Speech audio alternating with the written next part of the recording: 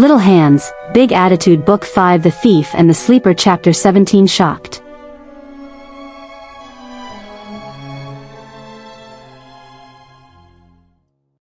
Knuckles' head tilted from his handwriting practice as the phone rang, and then resumed as Tails went to answer it.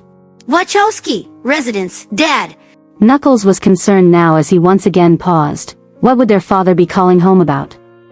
He'd only been away for perhaps an hour. Following everything else, the man of the house had left the 3 remaining members of the household alone to head into town and try to keep the peace as he always did. The sudden presence of Gun outside of town was surely to disturb some of that peace, and as the sheriff, it was his job to calm the masses, as best he could, at least. Yeah, hold on. He wants to talk to you, Knuckles. Knuckles was up onto his feet and marched over, taking the phone. I am here, Father. Great. Look, I just got a phone call from your mom. She's in Pattern Pass, between town and home, and an avalanche has her car pinned down. Is she wounded? No, she's fine, but it's gonna take me longer to get out there. So I want you to head out and start digging her car out for me. I'll be there as soon as I can. Of course. I will leave immediately. Knew I could count on you, big guy. Always. Knuckles hung up the phone, and then turned to Tails. Mother's vehicle has been disabled. I am going to aid her. While I am gone, you Tails are the eldest of the house. I entrust you with the task of protecting Obsidian from harm. Tails nodded. If anybody we don't know shows up, I'll use a ring to take Obsidian to safety. Knuckles placed a hand on the fox's shoulder. You are a brave warrior. I shall return shortly. He then turned to Obsidian. Little warrior. His brows furrowed as he pointed firmly at the toddler. Do not perform intentional acts to make the fox's task harder. Understood? Obsidian looked back at him, half of a block shoved in his mouth as he gnawed on it. Good. Hey, Knuckles, wait! Tails caught the echidna as he headed for the door. The fox's brows furrowed a bit. Do you really think that Obsidian understands everything you tell him? The eldest gave a firm nod. Yes, I do. He replied, and then hurried out the front door. Tails rolled his eyes and then walked over, lying down on the floor next to the tiny hedgehog. Who is he kidding? You're one of the cutest, sweetest babies I've ever seen. How much trouble could you be? Actually, my monkey wrench is still missing, so there's that. Obsidian giggled, bonking Tails on the head with his slobber-covered block. Ails. Yup. Tails caught the block with a grin. It's Ails and Obby today.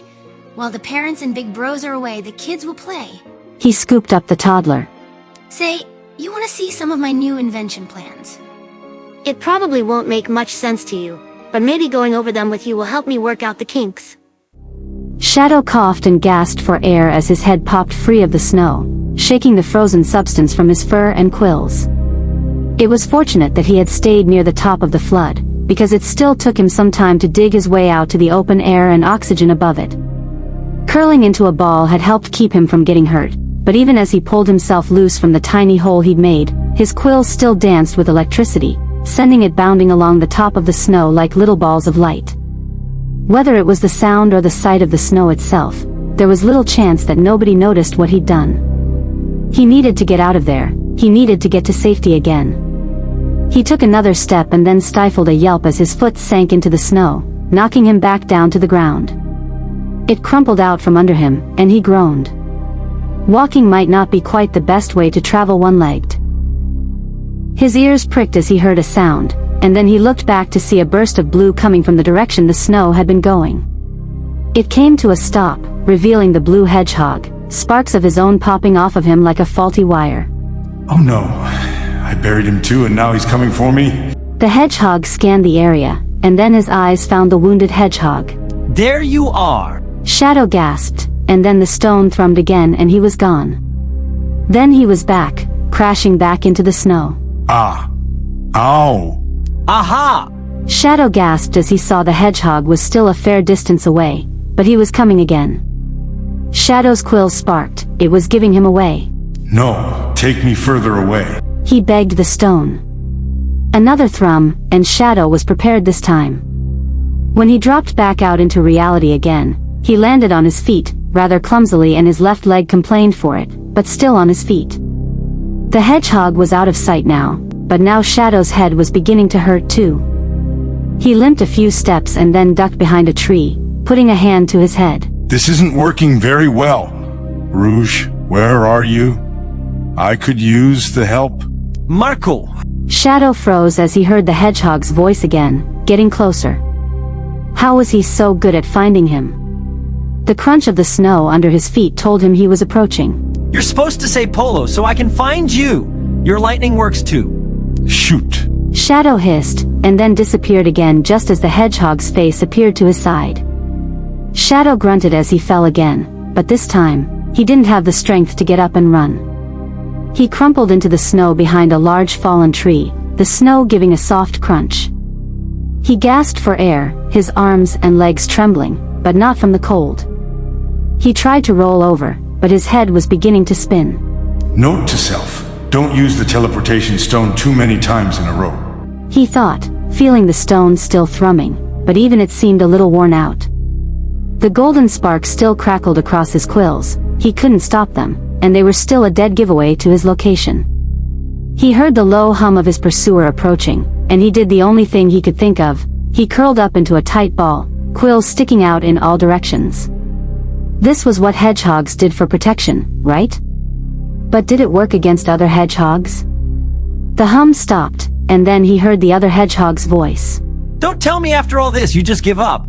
Please, just leave me alone. I didn't mean to. Hey, I was only chasing cause you were running. I'm not gonna.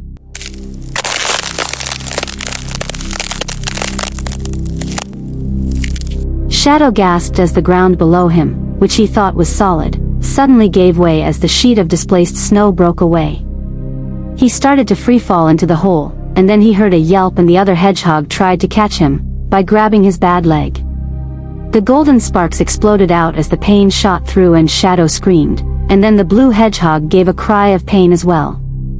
Shadow saw through tear-filled eyes as the hedgehog's quills flickered gold as one of the sparks hit him, his teeth tightly clenched and eyes wide in shock, and then an explosion of his own blue energy burst out from him before he slumped, and both of them tumbled into the hole and the dark. Knuckles rushed down the road, a flash of glowing red passing around cars and other runners on the road. He had to admit that the humans had bravery to be out for a run in this cold weather. They didn't even have the fur he did, and he could feel the chill creeping through his limbs. Finding the scene of the incident wasn't too hard. In fact, it wasn't too far from where he himself had crashed Deputy Wade's car after pursuing his brothers when they fled from him when they first met. Yes, a good chase that had been. The road was completely blocked off by the avalanche's fall, and already Knuckles could see other vehicles had stopped and the townsfolk were working to clear some of it away. The echidna searched the area until he caught sight of his mother's car, mostly buried in the snow. Mother! He hollered, rushing to the side that wasn't fully submerged. His hands pressed against the glass, and was relieved to see his mother's smiling face on the other side. Mother, are you harmed? I'm fine, sweetie. We both are. Knuckles looked into the back seat, seeing a bat from their world nestled in the seat who waved from underneath an oversized sweatshirt. Knuckles nodded to her, and then looked to the snow. Fear not, I will have you freed in moments. Just mind the other drivers, okay, baby? Knuckles looked to the other drivers with their shovels, and nodded. No throwing snow haphazardly, he needed to be precise. Understood. He began to dig, hauling large clumps of snow aside first from the driver's side of the car, and then making his way around the back side of the car. He heard his mother and the bat engaging in quiet conversation from inside, and wondered about her. Where had she come from? Was she involved in the break-in this morning? Was she a friend of Shadow's? She wasn't the girl from the vision, but the echidna hoped that she was just as kind. Knuckles paused as he heard a low crackle, and then looked up to see a bright blue pulse of light washing over the trees and then flaring out over the top of the cliff before dissipating. Sonic? For a moment, he fought whether to keep digging or go to check on his brother. Sonic is a warrior. He will be able to protect himself until I can reach him. Mother is frail in form but strong in spirit. Her safety comes first.